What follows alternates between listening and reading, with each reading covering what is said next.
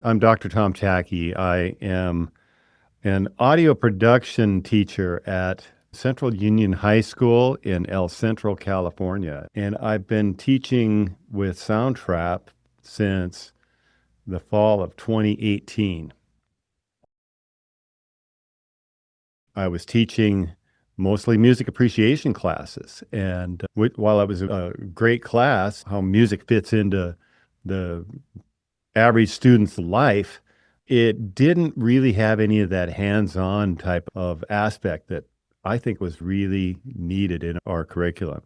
The principal and I discussed where we probably should go, and my thought initially was that we're going to have some type of audio production studio. The downside of that is that lack of accessibility. Once, they leave that room, their files are in that room and they don't have access to it.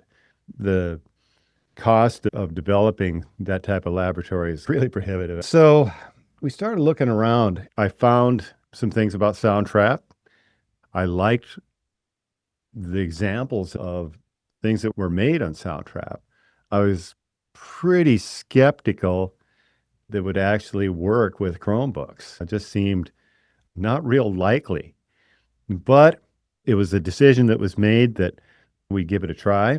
And I'm glad we did. The fact that it's accessible and the quality it provides is incredible.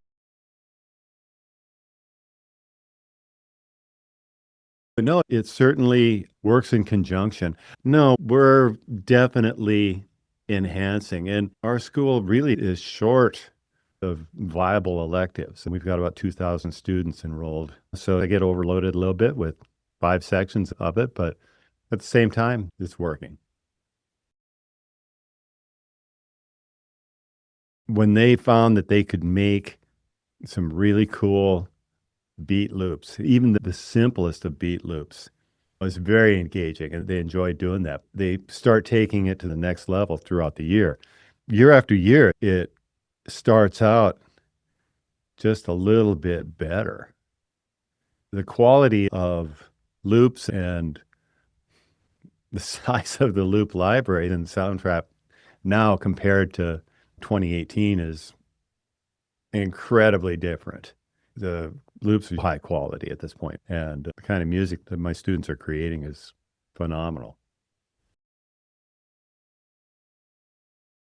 Even from that first year, right before COVID, we had outstanding work done on a children's book. It was an audio book.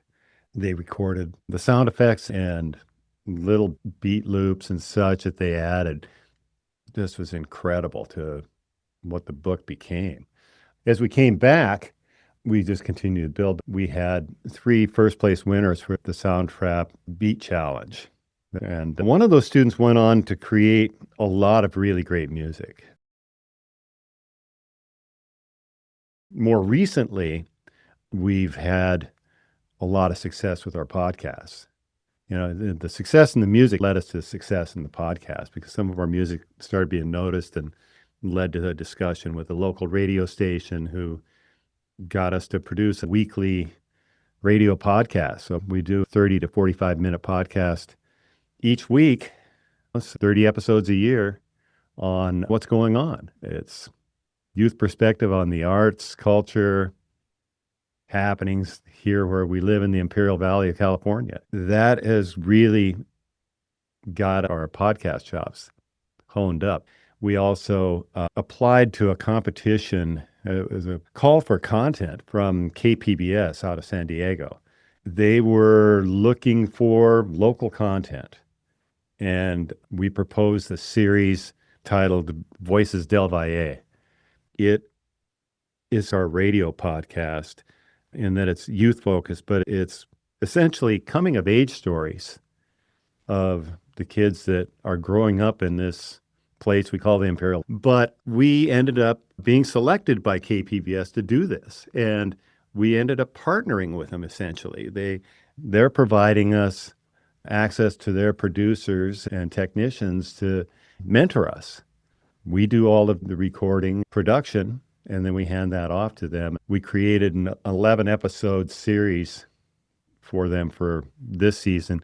We're going to be going into season 2 now, and it'll be another 11 episodes. We've got some real surprises coming up for the second season. And I'm not going to let it be known who they are, but they're pretty big.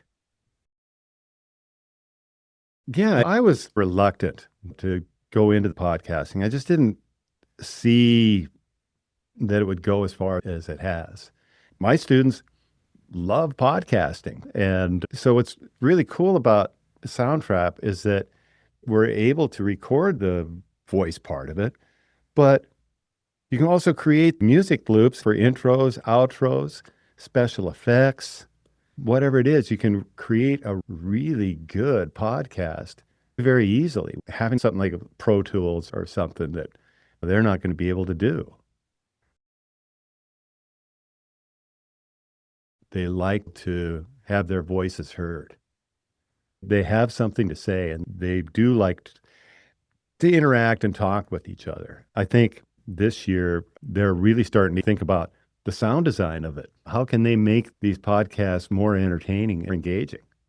So it's not just kids sitting around talking.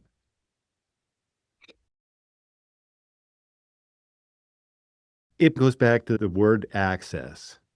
In this Instagram world, they're getting their ideas out there, and a lot of those are really short.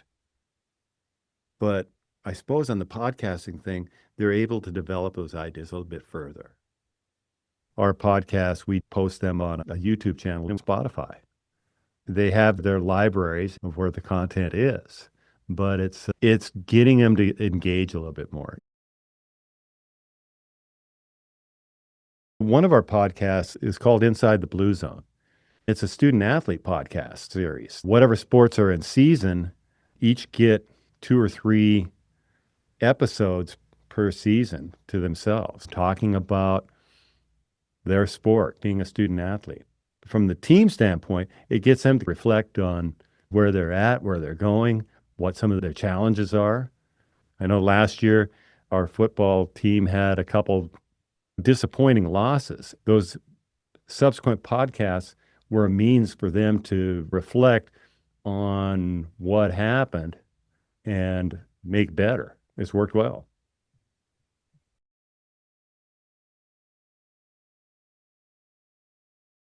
That their students are going to be engaged. It's something that the students enjoy using. They're proud of the stuff that they create with it. You're probably going to have more engagement between you and that student that you would not have had otherwise.